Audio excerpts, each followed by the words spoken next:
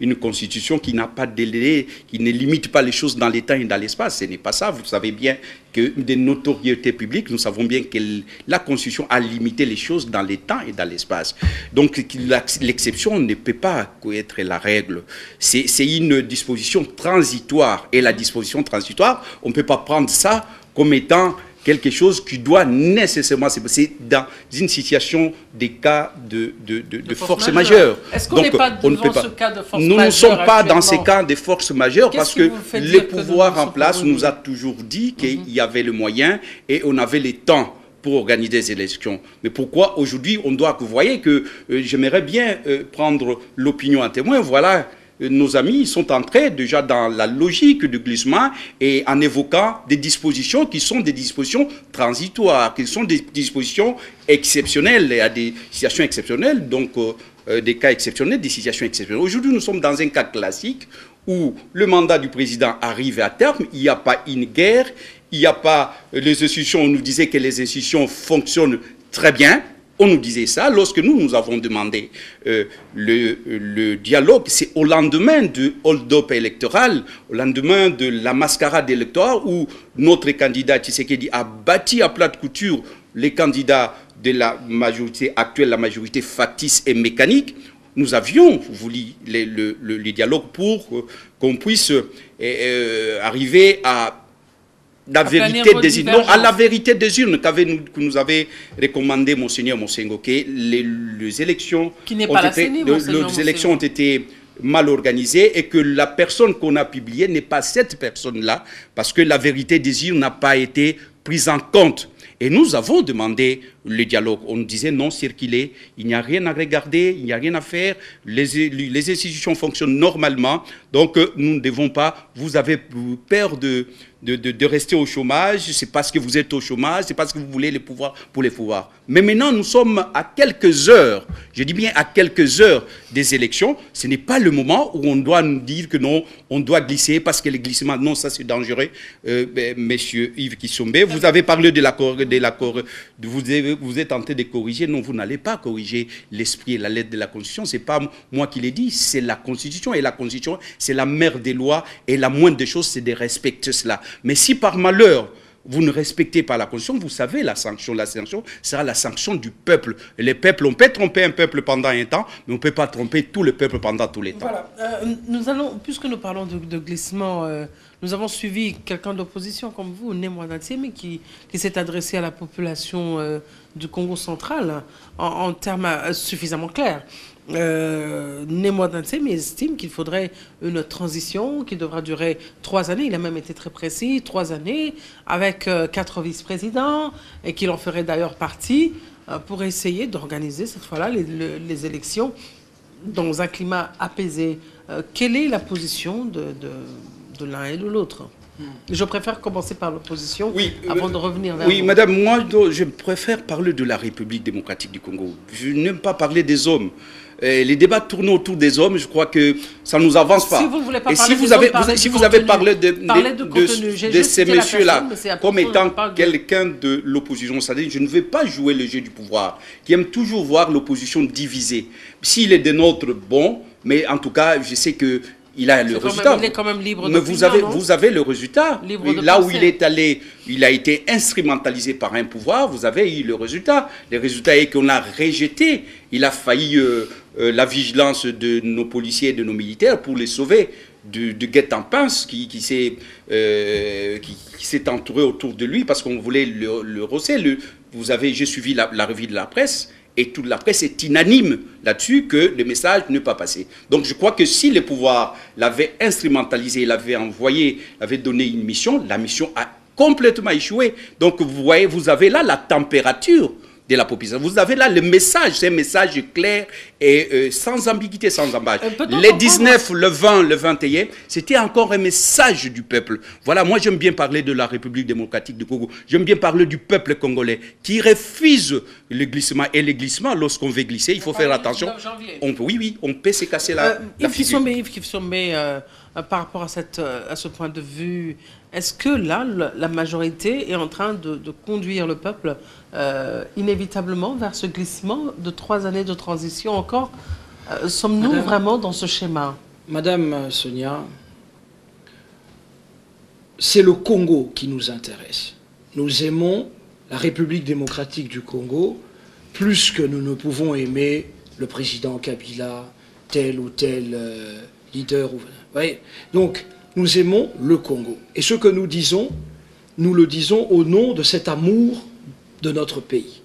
Nous n'avons pas la prétention d'être les seuls patriotes, mais je dois tout de suite m'inscrire en faux sur les propos trompeurs de Moïse Monidela quant à la véracité patriotique de ses affirmations, contrairement à ce que moi je prétendrais. Non. La Constitution a bel et bien prévu. En fait, ce qu'il a dit n'est pas faux dans les prémices, c'est la conclusion qui est fausse. Quand il dit que le peuple n'en veut pas, la Constitution n'en veut pas. La Constitution a prévu, et Moïse Monidela le sait, il y a des principes, il y a des règles. Et à toute règle, il y a des tempéraments, sinon des exceptions. Le mandat des députés nationaux est de 5 ans, des sénateurs est de 5 ans. Au cas où, c'est ça l'interprétation de la Constitution, au cas où on n'arriverait pas à organiser, pour des raisons liées à des situations de force majeure ou autres, mais si le fait est qu'on n'est pas prêt pour faire en sorte qu'au terme du mandat constitutionnel, les élus soient remplacés par eux-mêmes ou par d'autres, eh bien, la Constitution dit, le temps que vous vous organisiez, donc que la CENI, que le pays organise des élections et publie les listes des élus et que la justice fasse son travail aussi, eh bien, pendant ce temps-là, avant cette installation, eh bien, les anciens élus restent en fonction. Moïse Monidela, c'est dommage que nous n'ayons pas ici, mais vous connaissez cet article de la Constitution qui dit que les élus restent en fonction jusqu'à l'installation des nouvelles institutions. Vrai ou faux? La Constitution ne fait pas cas des raisons pour lesquelles il n'y aurait pas d'élection. Donc il ne faut pas tromper l'opinion. Moi, je ne dis pas, à la place de la CENI, que les élections ne pourront pas avoir lieu dans les délais ou quoi que ce soit. Je dis simplement que si il arrivait que les délais soient dépassés, la Constitution a prévu un remède à cela, c'est celui de l'attente.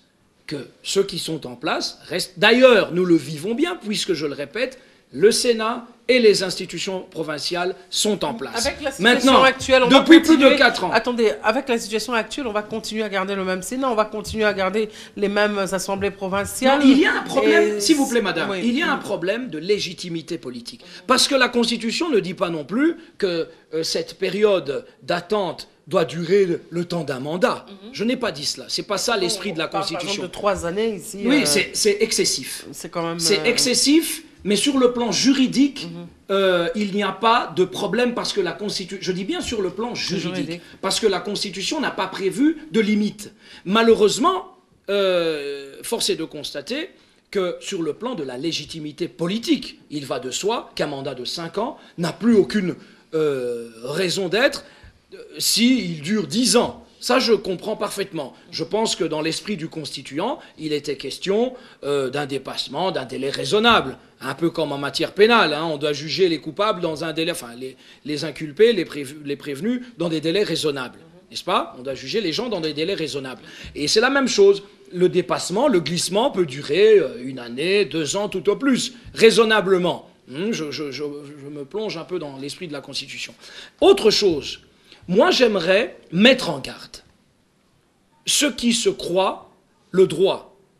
J'ai suivi des députés de l'opposition, des leaders de l'opposition, de menacer les autres compatriotes, ceux qui appartiennent à d'autres familles politiques, à la famille politique du président de la République, d'écrasement, de troubles violents causés au sein de la population.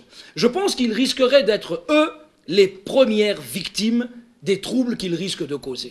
Donc je crois que oui, parce que j'ai suivi un député de l'opposition dont je tais le nom, un député de l'opposition dont je tais le nom, et pour ne pas lui faire de la publicité gratuite, j'entends aussi dans les propos de Moïse Monidela, le peuple va se charger, l'article 64. Non, non, nous sommes un État de droit, force doit rester à la loi s'appliquera dans toute sa rigueur, à tout moment. de la vie démocratique de notre pays. Et ne pensez pas que nous avons plus peur que l'opposition de la volonté populaire. Parce que nous sommes pour la volonté populaire. Et Moïse Monidela ment lorsqu'il prétend que le peuple ne veut pas de ceci. Il parle au nom du peuple sans en avoir le droit.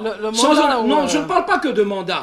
Parce qu'on est congolais, on peut parler au nom du peuple pourvu que l'on dise la vérité. Très bien. Et la vérité de la population. Non, si vous, moi on je va vous, le laisser, moi je vais vous dire donner sa vérité, on va revenir. Oui, parce que moi je vais vous dire ce que le peuple congolais Très bien, veut. on va revenir. Le peuple congolais veut le développement du Congo. On va revenir. Le peuple n'est pas obsédé par les élections. Très bien, on va revenir. Allez-y, Moïse Monidela. L'honorable ici, qui peut dire des choses comme ça en disant que la Constitution n'a pas prévu les limites. C'est faux. La Constitution a prévu des limites. On parle même de délais. Du dépassement. Oui, on parle même des délais constitutionnels. Oui, ça c'est les délais du mandat. Non mais Moïse Monidela, ne faites pas de sophisme. Non, je ne vous ai pas interrompu. Je ne vous ai pas interrompu. Vous avez le temps. Voilà. Donc, oui. Alors, donc le problème c'est que il faut situer les choses dans les temps et dans l'espace. Ici, nous ne pouvons pas déjà nous projeter à un glissement. Pourquoi nous ne sommes pas dans les cas de force majeure? Pourquoi on doit parler de ça aujourd'hui? Mais on prévient, non? Non. On voit déjà comment ça se présente, on voit l'avenir, on sait lire, on sait être prévoyant. On ne peut pas, mais nous, on ne peut pas se projeter dans cette... Parce que là, vous nous demandez de jouer leur jeu. Parce qu'ils veulent, mais nous disons que non, les choses vont s'organiser dans les délais. Et nous devons organiser les choses dans les délais. Parce qu'il y a l'argent, il y a la CENI, il y a des lois. Il y a seulement la condition financière. Est-ce qu'il n'y a pas d'autres éléments qu'il faudrait prendre en compte pour que ces élections soient apaisées? Mais il y a d'autres. Mais lorsque nous avons essayé de relever certaines exceptions, certaines imperfections, on nous a dit non, circuler. Encore une fois, il faut circuler